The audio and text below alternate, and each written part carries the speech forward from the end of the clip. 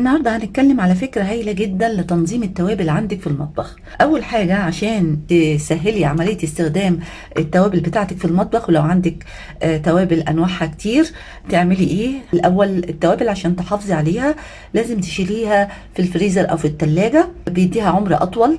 فمش معقولة كل ما هتحتاجي تابل هتخشي تدوري عليه في التلاجة في اللي انت مخزناه. في برطمانات صغيرة زي دي بتشتريها وفي برطمانات بنجيب فيها حاجات صغيرة زي دي كده. البرطمان الصغير ياخد كمية توابل صغيرة، فعلى بال ما تستخدميها ما تكونش التوابل بتاعتك باظت. فيستحسن تستخدمي برطمانات للتوابل صغيرة علشان لو قعدت فترة عندك ما تلحقش على بال ما يخلص البرطمان بتاعك التوابل بتاعتك طعمها او ريحتها ما تلحقش تتغير. فنصيحتي الاولى انك تستخدمي برطمانات صغيرة للتوابل. النصيحة التانية انك انتي تكتبي عليهم التابل ده ايه، فيسهل لك. دي كمية كبيرة وكل البرطمانات شبه بعض، فعشان تسهلي معرفة التوابل بتاعتك تلزق عليها ورقة. ده ورق انا شارياه من المكتبة، موجود في جميع المكتبات. شايفين الورقة فيها كمية كبيرة جدا. الكيس ده فيه 4 وحدات وهو سعره مش غالي خالص. شوفي ورقة واحدة هتعمل لك قد ايه.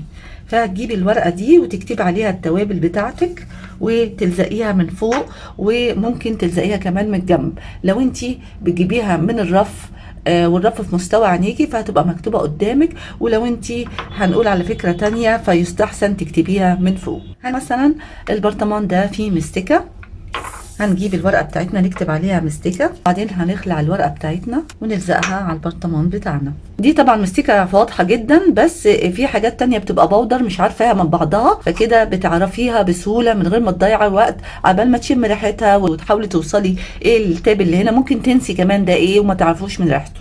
كده انا خلصت، حطيت التيكتس ديت على البرطمانات كلها، حطيت من فوق ومن الجنب. النصيحة التانية انك انتي لو معظم برطماناتك ازاز زي ما هو هنا، الازاز طبعا بيبقى افضل للتوابل، ما بيتفاعلش مع المواد اللي موجودة جواه. وانتي بتاخدي ومستعجلة وانتي بتدوري على البرطمانات بتحركيهم فيقع منك برطمان يتكسر. فالحل للموضوع ده تجيبي اورجنايزر زي ده كده، هتحطي فيها التوابل بتاعتك.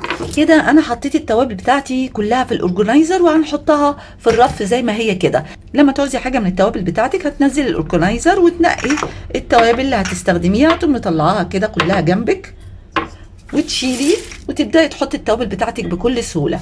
دايما بنستخدم الفلفل والكمون والشطه اكتر حاجات. هحط التوابل اللي انا بستخدمها كلها الناحيه اللي قدام عشان كل ما احتاجها مش محتاجه انزل الاورجنايزر، هاخد من الطرف وهعرف شكله والمكتوب عليه بسهوله. بالنسبه لي بستخدم الكمون والفلفل الاسود اكتر حاجه، فهحطهم على الجنب، وجنبهم الروزماري والبابريكا والقرفه والكزبره والزعتر اكتر حاجه فهحطهم قدام. وبقيه الحاجات هحطها بالتدريج. الحاجات التانية في الاهميه عندي الحبهان وبهارات الفراخ واللحمه هحطهم قريب مني، وبقيه الحاجات بقى حطيهم بالطريقه اللي تحبيها. فحطي الاكثر اهميه فالاقل اهميه. ودي كانت فكرتنا النهارده، بتمنى يا رب تكون عجبتكم واشوفكم في الفيديو اللي جاي.